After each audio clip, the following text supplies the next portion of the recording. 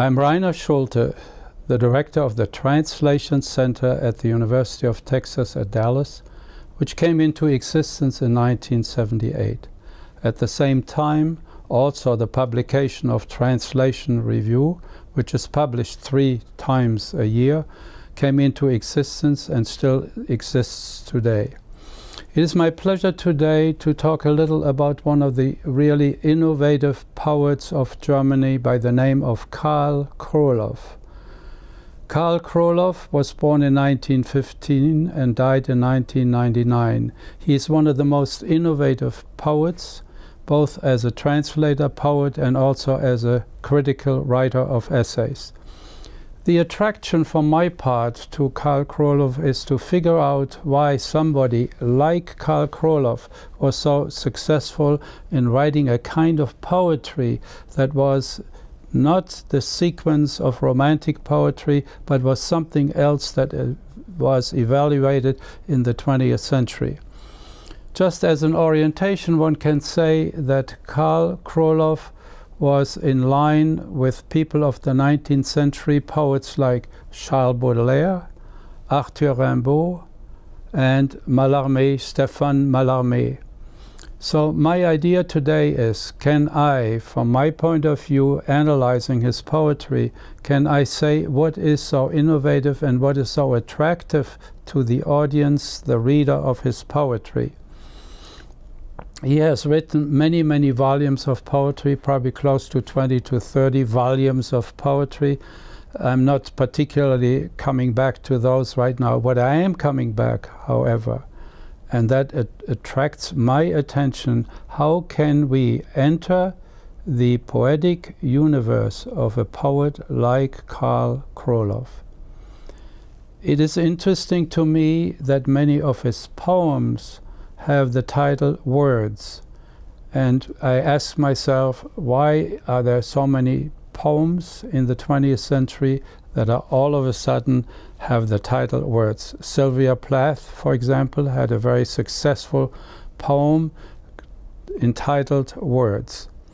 So the first idea then, and the first comment that has to be made, that we normally approach a poem by asking the question, what does the poem mean? We are obsessed with that. However, if we want to explain, understand, and live through the poet of poetry, Baudelaire, Mallarmé, that question cannot be answered. If we look at a poem by Arthur Rimbaud called Vowels, there's no way that we could ask the question, what does it mean? Because it is restricted to the presentation of 5 vowels. Each vowel comes into existence with a particular characterization that Rimbaud gives them, but not describing them, but rather establishing an interaction, a dialogue with the vowel. Having said that, then we can look at the overall production of Karl Krolow and say that Krolow was obsessed with the idea of how the word can come into life, into existence, into character in the poem. So what I suppose then we could delineate is very simply that the question, what does the poem mean, is no longer really relevant. What we need to say is, how does the poem come to mean? That is, how can I, as a reader, get into the poetry and recreate the essence of a poem that Karl Krolow or Baudelaire or Mallarmé have written? Here comes the big change. The change occurs because the reader can no longer be inactive. The reader is required to get into each word that the poet has created and visualize in his or her mind what are the associations that the word brings to life in the poem. That is not asking what does the word mean, but what associations has the word that brings it to life within the poem. So that's the activity of the reader. because the poet has already done this for the reader. So we can say that reading a poem in a linear way is not what will give me the atmosphere, the insight, and perhaps the result of the poem as an aesthetic production. What I need to do is then I take the word as it appears at the very beginning of the poem and see how Karl Krolow has expanded it from his point of view as the associations that he sees in the poem, in that word in this case. So from then on, the poet requires from the reader a different kind of access, a different kind of work. The reader has to begin to read the poem. He or she thinks, I understand the word in the first line of the poem, and therefore I have these associations with the word. But I have to recreate the associations that the poet has given the word. If we look for a moment at Sylvia Plath in her poem Words, all of a sudden we realize that the word is associated with the X. That is supposed to show the power, the internal activity of the word. And so when we go and look at a poem by Karl Krolow, we take a word at the very beginning and we look how that word has been then explained and associated with another word in the poem. So if I have one word that has those associations and I have another word that comes in the poem has similar associations, that is for me the beginning of recreating the atmosphere of the poem. I no longer look at the poem as if I wanted to describe the poem.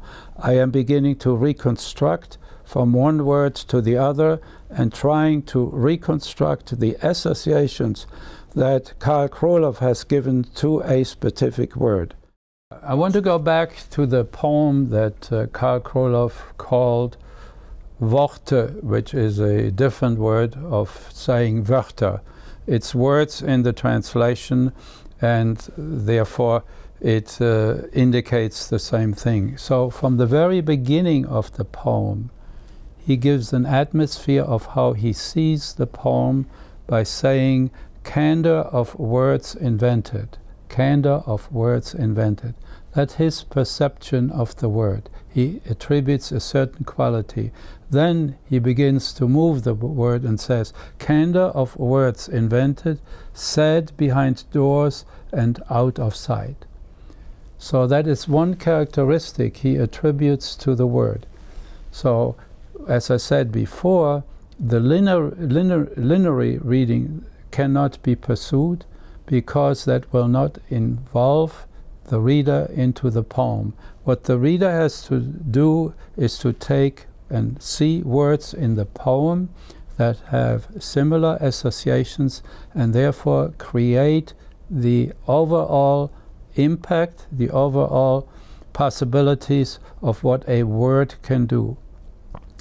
It is indicated and very clear to almost all poets that the words in themselves are not sufficient enough to write the poem. The words have to have the associations that the poet wants them to have, and then explain, bring them to life through other words that have similar associations. In this case, he even goes one step further and talks about the vowels. What do we do with the vowels? How the vowel explains, increases the activity, the intensity of the poem, and therefore it's another way of recreating the atmosphere of the poem. What we're talking about no longer is the meaning of the poem, but rather what is the atmosphere of the poem, because the reader will be rewarded by not retelling what's in the poem, but how the reader lives through the poem, how the reader discovers the associations. So the reader with Karl Krolow is required to have a horizontal reading, in front of him. That's a huge difference that was initiated especially with somebody like Mallarmé, and perhaps the great innovator of the 19th century was Arthur Rimbaud. If you want to understand his poem called Voyelles, Vowels, then it becomes my function, my necessity to go and see how each word that he has associated with a vowel comes to elevate and illuminate the word as such. So the excitement of reading a poem like Vowels is to move from one visualization, from one association of one vowel to the next, and see how the associations come to live in the reader. So by the time the person gets to the end of the poem, he has lived the associations that Rimbaud has attributed to the various vowels. If we talk about Karl Krolow, a similar activity has to begin to activate itself. That is, as I said, it's a horizontal reading that I might go from the first line to the first line in the last stanza, or I might go to the first line in the first stanza to the fourth line in the stanza, because the fourth line reassures what he began to create in the first line of his poem. This is a totally new way of experiencing poetry, and that's what has also caused the tremendous difficulty for people to read the end of the 19th century poetry and the beginning and then the expansion in the 20th century of the poetry that was created by people like Karl Krolow and also by one major poet, Paul Celan.